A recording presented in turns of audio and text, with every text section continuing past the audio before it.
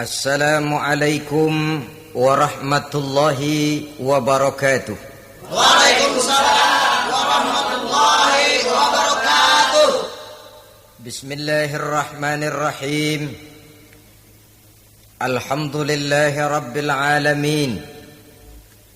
Wassalatu wassalamu ala asyrafil mursalin, imamil muttaqin, sayyidil ghurril muhajjalin, wa ala alihi wa ashabihil mujahidin at-tahirin, amma ba'du.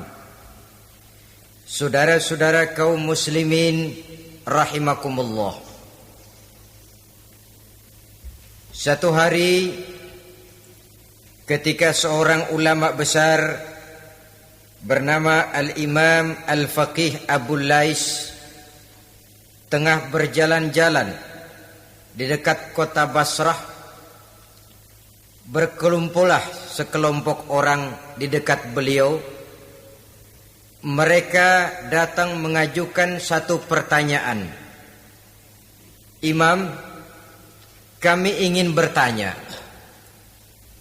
Di dalam Al-Quran itu Allah Subhanahu wa ta'ala menjelaskan,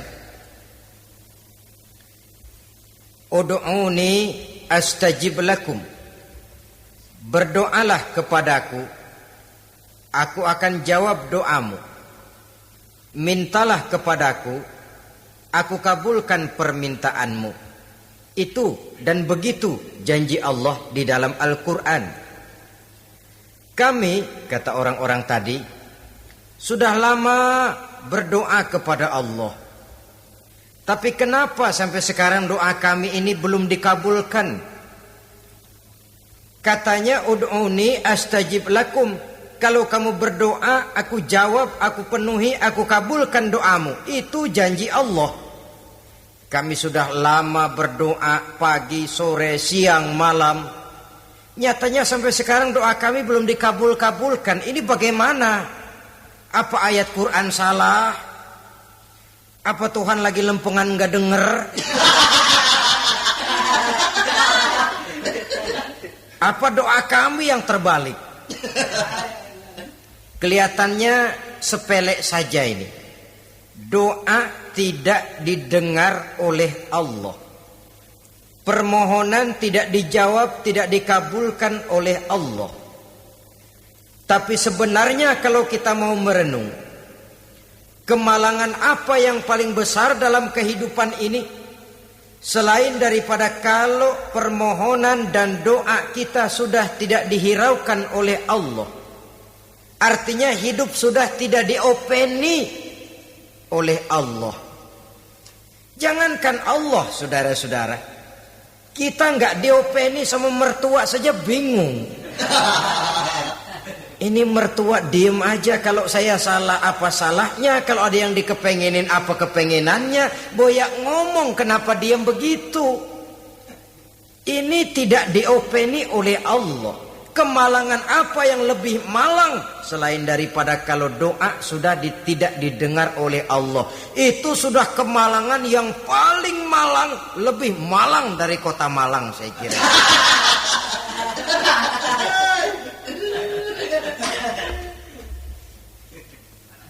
Menghadapi pertanyaan ini, Imam Al-Faqih Abu Lais senyum.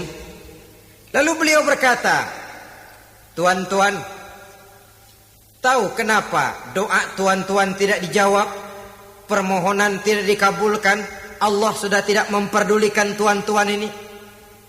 Kami tidak tahu, Imam, maka kami bertanya. Begini, hati tuan-tuan itu mati. Dari hati yang mati, channel tidak nyambung kepada Allah. Dari channel yang putus tidak ada getaran strom, bagaimana akan timbul gejala? Hatimu mati, jadi pantas kalau doa tidak dikabulkan, permohonan tidak dipenuhi, doa tidak terjawab, hatimu mati. Saudara-saudara kaum muslimin, dari hati yang mati ini, getaran tidak akan sampai ke hadratullah azza wa jalla. Nah, ini juga satu penyakit yang kita sangat khawatirkan, yaitu apabila hati kita sudah mati selagi jasad masih hidup. Artinya jadilah kita bangkai berjalan di hadapan Allah Subhanahu wa ta'ala. Sementara kita sangat disibukkan dengan menggali berbagai macam jenis obat penangkal penyakit zahir, dan kita kurang perhatian untuk mencari obat penangkal penyakit batin yang kalau diserang penyakitnya menghancurkan kehidupan abadi di akhirat nanti. Perkembangan ilmu kedokteran nyata benar diikuti dengan perkembangan jenis-jenis penyakit. Makin maju ilmu kedokteran, makin modern penyakit. Ngerti juga rupanya itu penyakit. Dulu kita tidak kenal yang namanya AIDS. Kita tidak tahu yang namanya liver. Kita tidak kenal yang namanya stres. Paling yang banyak cika, masuk angin, dan sebagainya. Tapi baiklah, penyakit-penyakit batin yang menyebabkan hati menjadi mati, dan dari hati yang mati doa tidak naik, tidak didengarkan oleh Allah Subhanahu wa ta'ala. Nah, kata orang-orang tadi, yang menyebabkan hati kami mati ini apa, Imam? Beliau menjawab, pertama, araftumullaha wa lam tu'tuhu haqqahu. Yang menyebabkan hatimu jadi mati, pertama, kamu kenal benar kepada Allah, tapi haknya untuk disembah, kewajibanmu untuk menyembah, tidak pernah kamu laksanakan. Bagaimana Allah tidak akan jauh dari kita kalau kita tidak akan mengadakan pendekatan kepadanya? Dan pendekatan kepada Allah hanya bisa kita tempuh melalui jalur kegiatan ritual ibadah. Allah akan terlalu jauh apabila kita hanya membicarakannya lewat filsafat dan renungan yang mendalam. Tapi Allah akan dekat dan terasa hadir dalam hidup apabila kita dekati ia dengan pelaksanaan ibadah kepadanya. Kamu kenal Allah, tapi hakmu untuk menyembah, kewajibanmu untuk menyembah, haknya untuk disembah, tidak pernah kamu laksanakan. Kalau soal Allah kita kenal bukan main. Bahkan tidak hanya kita mengajarkan kenal juga kepada anak-anak kita. Kalau ditanya siapa pencipta matahari, bulan dan bintang? Allah. Siapa pencipta lautan, gunung, hutan belantara dan sungai-sungai? Allah. Siapa pencipta bumi, matahari dan sebagainya? Allah. Sembahyang apa enggak? Bagaimana nanti?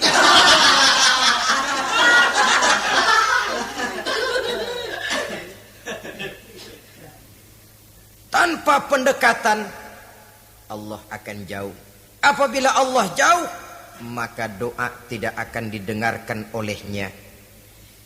Oleh sebab itu, logika mengajarkan kepada kita, berpayahlah dulu, wa mal ladzatu illa ba'da ta'ab, innama al-usri yusra. Di balik kesulitan menunggu kemudahan. Nikmat baru akan terasa, kelezatan hidup baru akan terasa setelah kita jerih payah banting tulang peras keringat. Rasanya memang lebih nikmat sepotong singkong hasil cucuran keringat sendiri ketimbang roti dijejelin orang.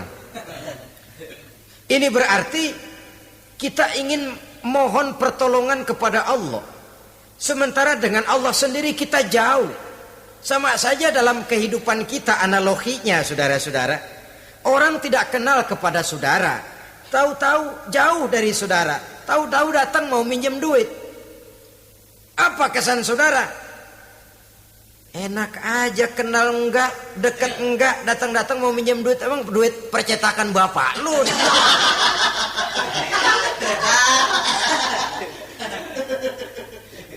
Sedangkan yang kita kenal, sedangkan yang kita bertemu tiap hari, sedangkan yang sering datang ke tempat kita, kalau satu saat dia pinjam duit, toh kita kadang-kadang masih mikir. Apalagi datang enggak pernah, berkunjung enggak pernah, ngobrol enggak pernah, apalagi kenal juga enggak pernah, datang-datang mau minta. Macam apa? Datang nemuin Tuhan setahun 2 kali, Idul Fitri doang sama Idul Adha. Doa cerewet banget. Apa aja diminta. Saudara hadirin, bagaimana doa akan kabul, permohonan akan dijawab?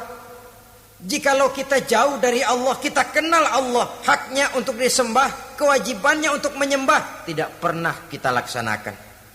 Itu yang menyebabkan hati kita lalu menjadi mati. Padahal mengenal Allah, setelah mengenalnya, mengadakan pendekatan kepadanya melalui ritual ibadah yang dicontohkan oleh Rasulullah Sallallahu Alaihi Wasallam. Ini hal pertama yang menyebabkan hati jadi mati. Kamu terlalu kenal Allah tapi tidak pernah menyembah kepadanya. Sama aja orang kerja kagak, habis bulan mau minta gaji. Karena kita jitak palanya. Macam apa? Kerja enggak, tahu-tahu datang mau minta gaji. Kerja dulu yang baik, habis bulan baru enggak diminta pun memang sudah ada jatahnya. Ibadah dulu kita kepada Allah. Soal Allah memberikan karunia kepada kita, itu hak Allah. Apabila kita dekat dengannya, ibadah yang kita laksanakan benar, karunia itu akan datang kepada kita.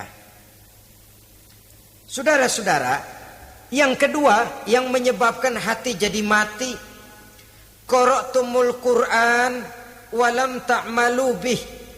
Kamu baca Al-Qur'an tapi ajarannya tidak pernah kamu amalkan. Kamu baca Quran tapi isinya kamu injak-injak. Sehingga ada peringatan dari Rasul Sallallahu Alaihi Wasallam.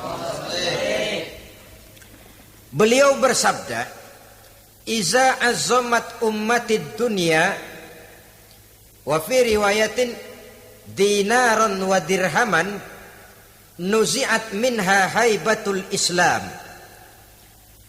Wa iza turikatil amru bil ma'rufi wan nahyu 'anil munkari hurimat 'alaihim barakatul wahyi. Wa iza tasabat ummati saqatat min 'ainillah."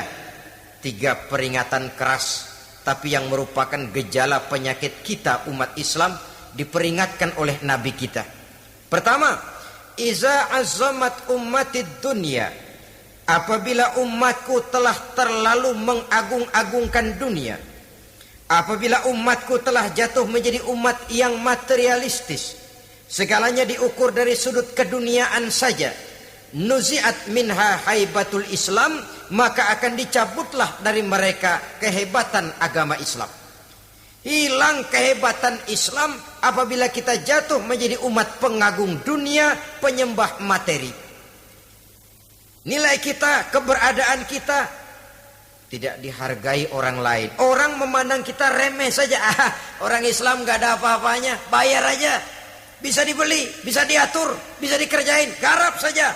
Nuzi'at minha haibatul Islam, hilang dari mereka kehebatan Islam ini. Kenapa? Mereka telah mengagungkan dunia dan menjadikannya sebagai tujuan. Padahal dunia cuma alat, materi cuma alat, harta cuma alat. Yang kedua, wa iza turikatil amru bil ma'rufi wan nahyu 'anil munkari hurimat 'alaihim barakatul wahyi. Apabila telah ditinggalkan amar ma'ruf dan nahi munkar, maka hilanglah keberkahan wahyu. Ini yang ada hubungannya dengan masalah kita. Kita baca Quran, kita tidak amalkan isinya. Bagaimana hati tidak jadi mati? Amar ma'ruf dan nahi munkar ditinggalkan orang, hilang keberkahan wahyu. Pada saat itu boleh jadi Quran ada, tapi cuma tinggal tulisan saja. Islam ada, cuma tinggal sekedar nama saja. Diseminarkan, disemposiumkan, dimuktamarkan, tapi tidak dijabarkan dalam kehidupan sehari-hari. Apabila amar ma'ruf dan nahi munkar telah ditinggalkan orang, hilang keberkahan Quran. Akibatnya apa? Apabila amar ma'ruf tidak lagi digalakkan orang, nahi munkar tidak dilaksanakan orang, lalu orang menilai sesuatu menurut seleranya sendiri. Mana yang ma'ruf, mana yang munkar, tidak ada lagi patokan utama. Kalau baik kata otaknya, dia kerjakan. Tidak baik menurut otaknya, dia tinggalkan. Agamanya adalah otak, berhalanya adalah akal. Akhirnya umat kehilangan pedoman, tidak lagi jelas mana batas yang ma'ruf, mana batas yang munkar. Dalam kondisi sedemikian, akhirnya akan terjadi penjungkiran nilai. Paling celaka nantinya, yang ma'ruf malah dianggap munkar, yang munkar malah menjadi ma'ruf. Peringatan ketiga dari Nabi, wa iza tasabat ummati saqatat min ainillah. Apabila umatku sudah saling berbantahan, apabila umatku sudah saling caci memaki, saqatat min ainillah, jatuhlah mereka dalam pandangan Allah Subhanahu wa ta'ala. Hilang wibawa umat yang sudah saling mencaci maki, saling menjatuhkan, saling gasak, gesek, gosok. Justru agama menganjurkan kita ini saling asah, asih, asuh. Kadang yang kita praktekkan, kita ini saling gasak. Yang kedua, saling gesek. Yang ketiga, saling gosok. Gasak, gesek, gosok. Kacau kita ini. Saling gasak, menjegal kawan seiring, menggunting dalam lipatan. Saling gosok, fitnah sana, fitnah sini. Saling gesek, sikut kiri, sikut kanan. Tidak perlu orang lain luka dan sebagainya. Yang penting dia bisa nangkring. Jatuh kita dalam pandangan Allah apabila umat sudah saling mencaci maki. Maka kita kembali kepada persoalan. Hal kedua yang menyebabkan hati jadi mati, qara'tumul Qur'an walam ta'malu bih. Kita baca Al-Quran tapi ajarannya nyaris tidak kita amalkan di dalam kehidupan kita. Akibatnya hati lalu jadi mati. Itu yang kedua. Yang ketiga yang menyebabkan hati jadi mati dan doa tidak terjawab, idda'aitum annakum min ummati Muhammadin sallallahu alaihi wasallam wa lam ta'malu bi sunnatihi. Kamu mengaku, kamu memproklamirkan diri sebagai umatnya Nabi Muhammad, tapi sunnahnya tidak pernah kamu amalkan. Malahan perkembangan paling akhir, bukan saja tidak mau mengamalkan sunnah, malah mengingkari sunnah. Inna lillahi wa inna ilaihi raji'un. Oh, Nabi Muhammad itu manusia biasa seperti kita. Sebagai manusia dia bisa salah. Dan ternyata hadis banyak yang palsu. Yang otentik cuma Quran. Selebihnya adalah sejarah. Tidak ada itu sunnah. Langsung saja kepada Quran. Oh, hadis itu bukan sumber hukum. Oh, tidak perlu mengamalkan sunnah. Saudara-saudara kaum muslimin, mengaku kita umat Nabi, tapi sunnahnya kita campakkan, tidak kita amalkan. Setelah tidak kita amalkan, kita campakkan. Setelah kita campakkan, kita ingkari pula. Inna lillahi wa inna ilaihi raji'un.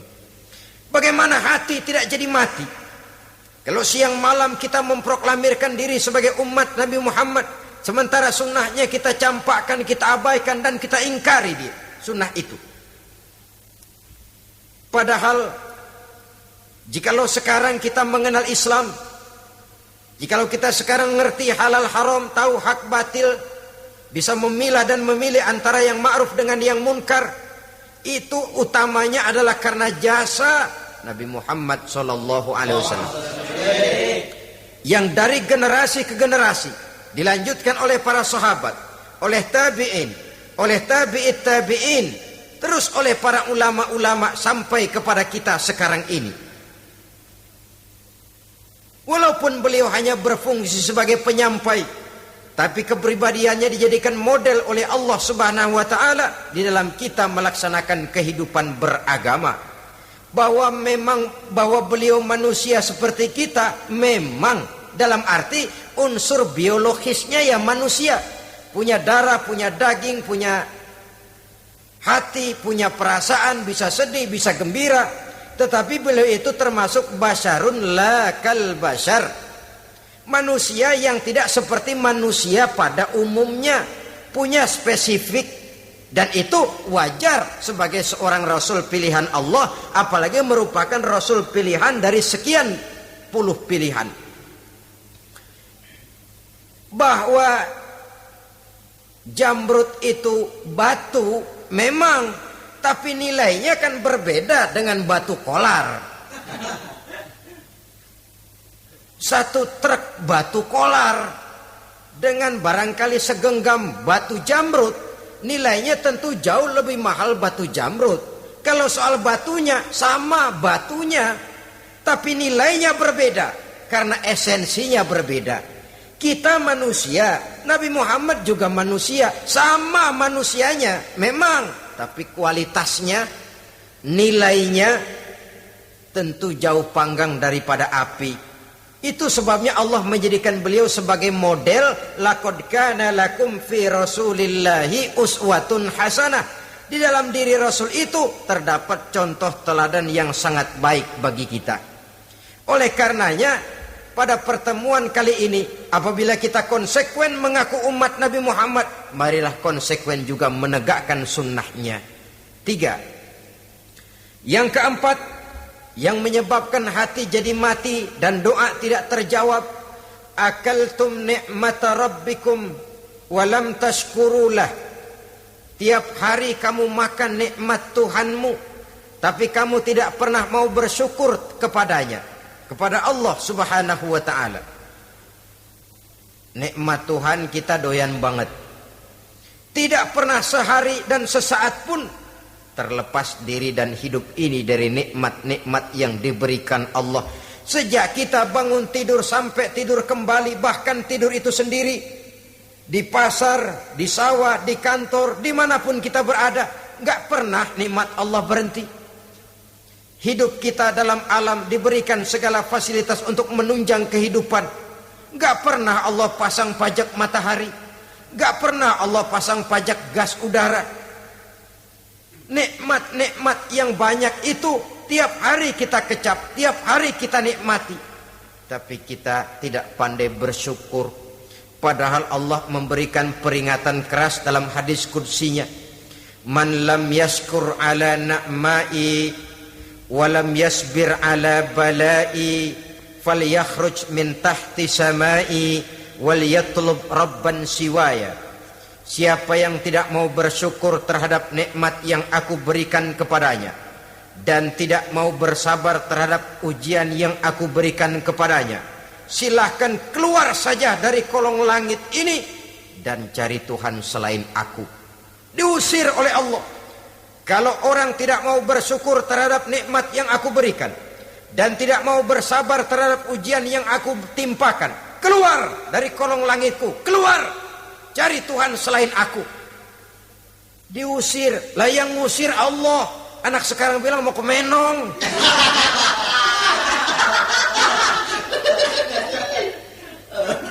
Kalau diusir kita dari Jakarta, masih bisa pindah ke Bandung. Diusir kita dari Bandung, bisa pindah ke Jogja, Solo. Diusir kita dari Indonesia, bisa pindah ke Singapura, Malaysia. Diusir dari kolong langit, mau cari langit mana lagi?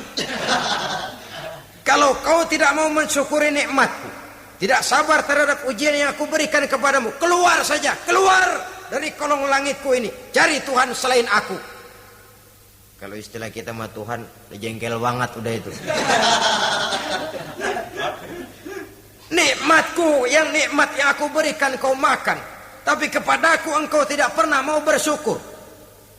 Saudara-saudara kaum muslimin rahimakumullah, wajar. Kita dulunya tidak ada, sekarang ada nikmat. Susunan biologis manusiawi kita demikian cantik, nikmat. Tinggal di bumi, fasilitas yang kita perlukan disediakan, tinggal kemampuan kita mengelolanya. Nikmat. Diberikan kita otak yang membedakan kita dengan binatang, nikmat. Diberikan kita agama, diutus para rasul untuk jadi model dalam kehidupan kita, nikmat. Kalau cara kita emang kurang apa sih? Apa yang kurang, hai manusia?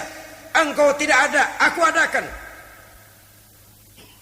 Kalau aku perintahkan kau tinggal di bulan, mungkin kau tidak akan sanggup hidup. Begitu lahir juga kelepek-kelepek habis. Ya nggak ada HO2 toh di bulan, mau ngisap apa? Aku tinggalkan kau, aku perintahkan tinggal di permukaan bumi. Alamnya indah, fasilitas serba menunjang. nikmati semuanya, semuanya untuk kamu, semuanya. Satu pintaku, syukuri nikmat yang aku berikan kepadamu. Ya bukan cuma syukur dalam ucapan, syukur dalam perbuatan. Banyak nikmat yang diterima, makin banyak dia sujud, makin banyak dia ruku, makin banyak dia mengadakan pendekatan kepada Allah. Syukur dalam artian berupa tindakan dan perbuatan, mempergunakan nikmat sesuai dengan kehendak yang memberikan nikmat itu sendiri kepada kita.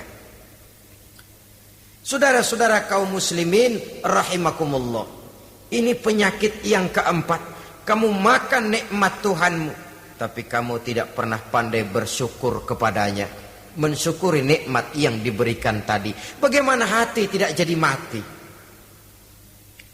Kita sibuk mempersolek jasmani, mencari obat penangkal penyakit zahir.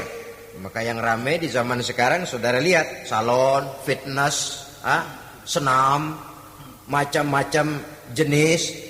Tidak ada salahnya dan tidak ada jeleknya. Tapi kalau itu sampai melupakan kita kepada memperindah batin, memperbaiki jiwa, artinya bukankah kita perlahan tapi mempersiapkan diri menjadi bangkai berjalan di hadapan Allah. Dengan operasi plastik, yang pesek jadi mancung, yang sipit jadi belok, kulit keriput jadi kencang, pipi terlalu cekung bisa diatur. Saudara-saudara, tapi kalau hati yang rusak, jiwa yang rusak, kemana lagi kita akan berobat kalau bukan kepada agama? Maka hati itu jadi mati apabila kita selalu memakan nikmat Allah dan tidak pandai mensyukuri nikmat itu. Dari hati yang mati tidak akan ada getarannya. Oleh sebab itu doa tidak terjawab. Selanjutnya yang menyebabkan doa tak terjawab dari sebab matinya hati, qultum annal mauta haqqun wa lam tasta'iddu lahu. Kamu berkata, kamu yakin bahwa mati adalah sesuatu yang benar, tapi kamu tidak pernah punya persiapan untuk mati. Padahal menurut logika, orang yang akan bepergian jauh tentu dia harus mempunyai bekal yang cukup. Semakin jauh jarak perjalanan yang akan ditempuhnya, semakin banyak perbekalan yang harus dibawanya. Dahulu seketika beberapa jamaah dari Yaman akan melaksanakan ibadah haji dengan nekat. Mereka berprinsip, pokoknya kan berangkat haji jadi tamunya Allah, nanti Allah yang akan ngelayanin. Mereka nekat, modal badan doang berangkat. Diadukan kepada baginda Rasul, lalu turun peringatan dari Allah, wa tazawwadu fa inna khairaz zadit taqwa. Jangan begitu, bawa bekal. Sesungguhnya bekal yang paling baik adalah takwa. Bahwa berangkat dengan bekal takwa itu bekal yang paling utama. Tapi bekal-bekal yang lain pun jangan diabaikan. Kalau kita akan berangkat untuk tujuan yang baik, bekal yang paling utama memang takwa. Tapi tidak berarti harus mengabaikan bekal-bekal yang lain. Begitulah, semakin jauh perjalanan yang akan kita tempuh, semakin banyak bekal yang harus kita hadapi. Kalau saudara mau pergi ke Surabaya, tidak membawa bekal kemudian berani berangkat, rasanya sih saya pikir itu bukan berani, nekat namanya. Sama saja orang belum pernah sembahyang mati, nekat tuh orang, berani amat. Belum berbuat kebaikan barang sedikit pun sudah mati, nekat namanya itu. Sama saja tadi, nggak bawa bekal apa-apa berangkat ke Surabaya, sampai Surabaya belum tentu, sengsara udah jelas. Belum punya bekal yang baik sudah mati, sampai ke surga belum tentu, tapi kebelangsak dan sengsara rasa-rasanya pasti itu. Oleh karena itu, kalau kita yakin mati sesuatu yang benar, sesuatu yang pasti datang menimpa, maka hendaklah kita mempersiapkan bekal. Kemudian idda'aitumun najata minan nar wa ramaitum fiha anfusakum. Kamu memproklamirkan diri ingin selamat dari neraka, tapi kamu lemparkan dirimu ke dalam neraka. Bagaimanapun bajingannya bajingan, kalau ditanya ente mau masuk neraka enggak? Jawabannya pasti enggak. Itu pasti perbuatannya sendiri yang melemparkan dirinya ke dalam neraka, membiarkan dirinya berlarut-larut, bertimbun-timbun dalam dosa dan kesalahan, dan tidak akan ada niatan untuk memperbaiki diri. Hanyut di meja judi, habis ditelan minuman keras, fitnah sana fitnah sini, hasud sana hasud sini. Padahal mulutnya ingin selamat dari neraka, perbuatannya malah melemparkan dirinya ke dalam api neraka. Tidak ada orang yang lebih sayang kepada diri kita selain kita sendiri. Dan menyayangi diri itu tidak cuma dengan memandikannya sehari 3 kali, memakaikannya parfum dengan segala macam merek, memakai sabun yang wangi-wangi, minyak yang harum-harum. Lebih daripada itu, jaga dan sayangi diri. Jangan jatuhkan dia ke dalam perbuatan-perbuatan yang bisa menjerumuskan diri itu ke dalam neraka. Kemudian disambung oleh Imam Al-Faqih Abu Lais yang menyebabkan doa tidak terjawab karena hati mati. Idda'aitum dukhulal jannah walam ta'malu laha. Kamu ingin masuk surga, tapi kamu berat mengamalkan perbuatan yang bisa menyampaikan kamu ke surga. Semua kita kalau ditanya mau masuk surga, mau. Tapi jarang yang berlomba melakukan perbuatan-perbuatan yang bisa menyampaikan kita ke surga. Kemudian yang terakhir kata Imam Al-Faqih Abu Lais, dafantum mautakum walam ta'tabiru laha. Kamu menguburkan orang yang mati di antara kamu, tapi kamu tidak bisa mengambil iktibar, tidak bisa mengambil pelajaran dari mayit yang jenazah yang kau kuburkan itu. Mestinya kan nguburin orang tuh membuat sadar. Iya, kalau sekarang dia saya baringkan di liang lahat, menghadap ke arah kiblat, bantalnya tanah, setelah itu ditutup dengan papan, lalu ditimbun dengan tanah. Iya, sekarang giliran dia, giliran saya, entah besok, lusa, bulan depan, tahun depan, tapi pasti mengubur mayat, mengubur jenazah, tapi tidak bisa mengambil iktibar dari yang dilaksanakannya itu. Ini merupakan penyakit-penyakit batin yang merupakan handicap, yang menimbulkan jarak antara kita dengan Allah Subhanahu wa ta'ala. Pantas kalau itu semua ada pada diri kita, hati jadi mati. Dari hati yang mati, doa tidak akan tembus. Kita tidak lagi akan diperdulikan oleh Allah Subhanahu wa ta'ala. Dan itu sekali lagi kemalangan yang terbesar dalam kehidupan kita. Bagaimana jalan keluarnya?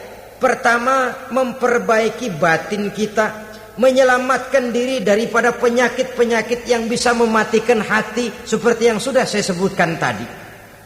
Yang kedua, berdoa dengan adab, sehingga tata cara di dalam kita bermohon kepada Allah Subhanahu wa ta'ala dibicarakan secara khusus oleh Al-Imamul Ghazali dalam kitab Ihya beliau yang disebut adabud doa. Adab di dalam kita melaksanakan doa kepada Allah Subhanahu wa ta'ala. Setelah batin ini bersih dari penyakit-penyakit hati yang bisa menyebabkan hati jadi mati, berdoalah kita kepada Allah. Bagaimana adabnya? Kata Imamul Ghazali rahimahullah, yang pertama, hendaklah ia di dalam berdoa itu memilih waktu yang mulia. Minal awqatis syarifah, kata beliau. Memilih waktu-waktu yang punya nilai mulia. Ramadan dalam 1 tahun, Jumat dalam tiap minggu, sepertiga malam yang akhir pada setiap hari. Waktu-waktu yang punya nilai mulia. Walaupun misalnya saudara berdoa pada hari Kamis, tidak ada halangannya Allah mau kabulkan. Ini tidak berarti bahwa kalau sudah berdoa hari Jumat lalu hari Kamis tidak mau berdoa, tidak. lebih memilih mengintai waktu-waktu yang punya nilai mulia. Lailatul Qadar dalam sekali dalam setahun, waktu-waktu yang punya nilai mulia.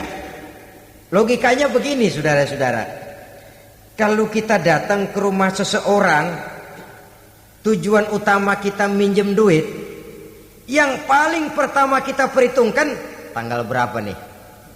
Kan itu toh, tanggal berapa. Kalau tanggal 20 atuh minjem duit, orang lagi ngap-ngapan, boro-boro dia bisa minjemin, dia sendiri mungkin lagi pusing. Kita lebih dulu kita amatin tanggal berapa nih. Yang enak sore apa siang? Jam 2. Jam 2 dia baru pulang dari kantor, tapi giliran tidur. Kalau dia tidur dibangunin datang mau minjem duit, kagak dimaki-maki sudah kebagusan deh. Kan kita lihat waktunya, timingnya kata orang sekarang. Tanggal berapa, sore apa malam, apalagi gulem apa terang bulan. Itu semua sudah kita atur sedemikian rupa, memilih waktu. Yang kedua kata Imamul Ghazali, memilih keadaan yang istimewa. Kalau tadi soal waktu, yang kedua soal keadaan. Ada situasi-situasi di mana doa itu diijabah oleh Allah Subhanahu wa taala. Di antaranya kata Imam Abi Hurairah, "Inda zahbis sufuf fi sabilillah." Pada waktu mengatur barisan perang membela agama, di situ doa kabul. Inda nuzulil ghais, ketika turun gerimis, di situ doa makbul. Inda iqamis shalah, ketika salat mau didirikan, riwayat lain bainal azan wal iqamah, antara azan dan qomat, di situ doa makbul. Itu memilih keadaan-keadaan. Kemudian yang ketiga kata beliau, berdoa menghadap kiblat. Ya, apa kalau doa madhab mudik Tuhan gak tahu? Tahu. Tuhan gak dengar? Dengar, cuma lebih etis. Lebih etis kalau kita berdoa menghadap ke arah kiblat. Saudara-saudara kaum muslimin rahimakumullah. Yang keempat, hifdzus saut, menyederhanakan suara. Tidak terlalu keras, juga tidak terdengar orang lain, apalagi kalau doa kita diaminkan oleh orang lain. Tidak usah terlalu keras. Kenapa? Karena Allah yang kita meminta kepadanya bukan zat yang tuli, bukan zat yang buta, bukan zat yang tidak dengar, bahkan Dia Maha dengar.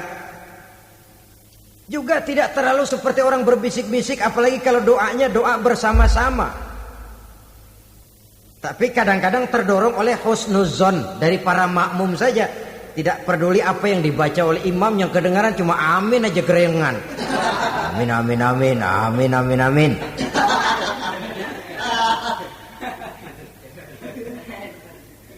Juga tidak terlalu keras seperti orang berdoa, seperti orang pidato. Saudara-saudara kaum muslimin rahimakumullah. Yang kelima, alla yatakallafa saja fid doa. Dalam berdoa, kalau istilah kita, jangan nyelongcong. Suja ini menunjukkan sikap berani kepada Allah. Misalnya ada orang berdoa, ya Allah ampunilah saya kalau engkau mau. Kalau Allah mau. Kasihanilah saya ya Allah kalau engkau mau. Itu doa orang songong. Atau sama saja, ya Allah berilah saya rezeki dikit aja. Emang kenapa pakai begitu? Allah yatakallafa saja fid doa. Yang keenam kata Imamul Ghazali, at-tadarru' wal khusyu', dengan tadarru' dan khusyuk, dengan sikap tawadhu, benar-benar ya seperti kitalah kalau datang memang menghajatkan pertolongan dari seseorang, segala action kita atur supaya hajat kita itu kabul, kan begitu. Kadang-kadang istilah orang kalau perlu ngesor mah ngesor dah, yang penting permintaan dikabulkan, gitu saja. Kita lihat sekarang ini, ramai orang bicara soal film-film Parno. Kelihatannya pendatang-pendatang baru pokoknya asal bisa main dah, bugil ya bugil dah. Yang penting nyohor, bisa tampil. Walaupun dalinya semua sama, mula-mula cuma iseng. Adegan panas bagaimana? Kalau tuntutan skenario apa boleh buat? Apa boleh buat? Emang nggak bisa milih. Setelah film beredar baru saya juga jijik ngeliat, lah tadi kemana waktu bikin? Udah jadi baru jijik, bikinnya merem memang itu.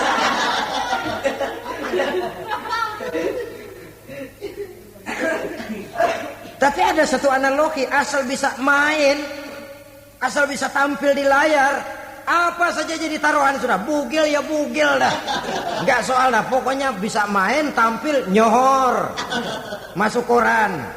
Udah seperti kata-kata orang Arab, bul ala zamzam fatu'raf. Kalau pengen terkenal kencingin sumur Zamzam.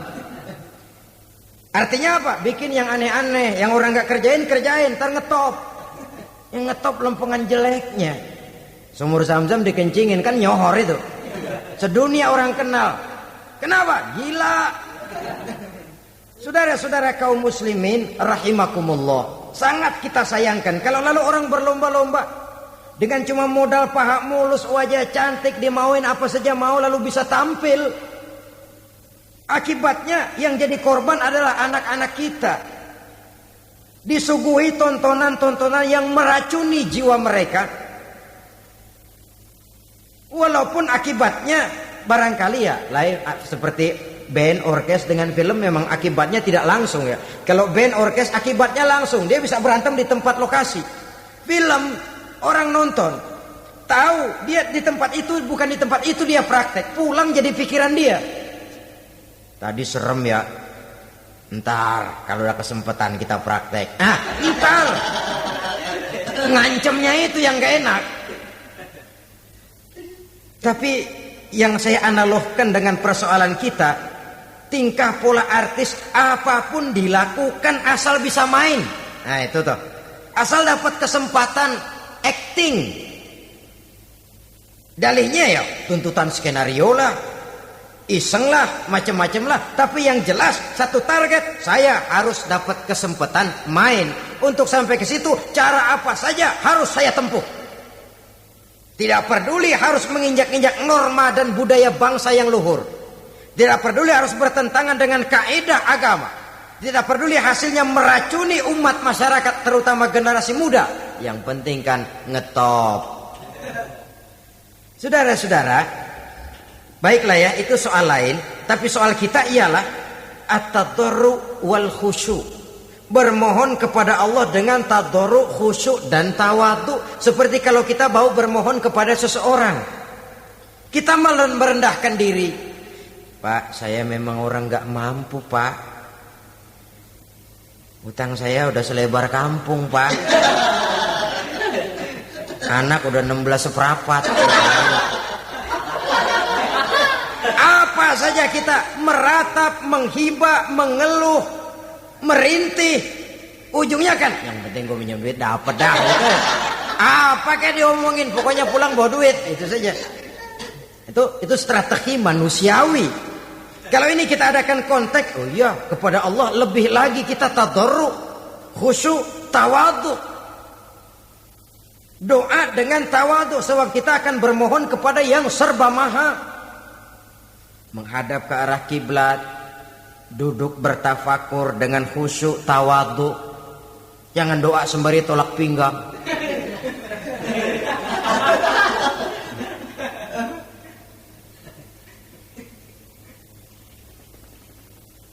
Yang ketujuh kata Imamul Ghazali, ayyujzimad du'a wa yuqina bil ijabah. Hendaknya dia menjazamkan doanya itu dan yakin bahwa doanya akan dikabulkan oleh Allah. Sebab kata Nabi, innallaha la yaqbalu du'aan min qalbin ghafilin lahin. Allah subhanahu wa ta'ala tidak akan menerima doa dari hati yang lalai dan main-main. Doa kayak orang ogah-ogahan.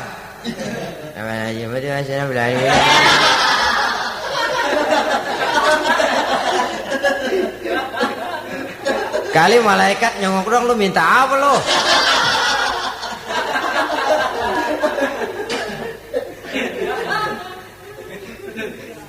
Seperti tadi itu, kita datang mau minjem duit sama orang, ngomongnya ogah-ogahan. Minjem duit dikasih syukur enggak, ya udah.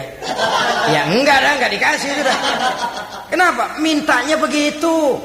Enggak serius dan enggak yakin bahwa doanya akan dikabulkan. Kalau kita sudah punya keyakinan, jangan-jangan doa saya enggak diterima Allah. Enggak. Kata Allah, ana inda zanni abdi bi. Aku sih bagaimana menurut sangka hambaku kepadaku saja. Kalau sangkanya baik, aku baik. Kalau sangkanya doanya dikabulkan, aku kabulkan. So itu doa harus dengan pasti dan harus dengan yakin doa itu akan dikabulkan dan meluruskan harapan, membenarkan cita-cita, meluruskan maksud apabila doa itu dikabulkan oleh Allah Subhanahu wa taala. Saudara-saudara, oleh karenanya jangan doa setengah hati. Jangan berdoa sambil main-main. Apalagi menghadap kiblat dengan dua tangan terangkat sebagaimana dicontohkan oleh Rasulullah sallallahu alaihi wasallam. Bahwa berdoa tanpa mengangkat kedua tangan pun Allah tahu, Allah dengar, tapi kelihatannya kurang serius. Seolah-olah terserah dah Tuhan, mau dikasih ya kasih, enggak ya udah. Seolah-olah kita tidak serius dalam berdoa. Kemudian yang berikutnya kata Imamul Ghazali, ayyaftataha du'a bi dzikrillah fala yabda'u bi su'al. Hendaknya dia mulai berdoa itu dengan menyebut nama Allah, berzikir kepada Allah, fala yabda'u bi su'al, jangan langsung memulai dengan permintaan. Ini tata krama etisnya. Sama juga orang kirim surat, salam sejahtera kami haturkan, padahal mah nggak ada itu juga nggak apa-apa. Itu kan maksud mukaddimah saja.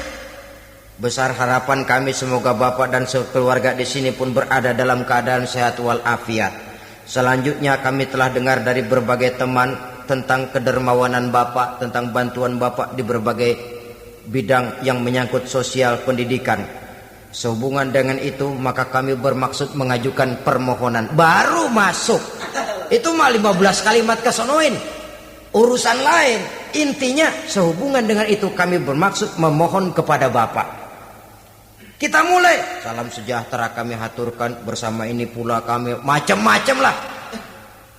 Sama juga seperti tadi itu, kita datang mau minjem duit, datang karena kita tahu datang habis bulan, malam terang bulan, udaranya sejuk. Ngobrol lah kita, dapet teh. Apa kabar Pak? Baik. Aduh Bapak sih, untung dah Pak, kayak pemurah lagi. Saya tahu Bapak banyak nyumbang di mana-mana. Di Angon aja tuh orang di Angon. Kira-kira udah mau telap aja baru dikedat. Ngomong-ngomong Pak, nah mulai nih kalau udah ngomong dah tuh mulain. Baru masuk. Jadi etisnya berdoa itu dimulai dengan zikrullah. Karena itu umumnya dimulai dengan alhamdulillahirabbil alamin. Kita puji dulu Allah.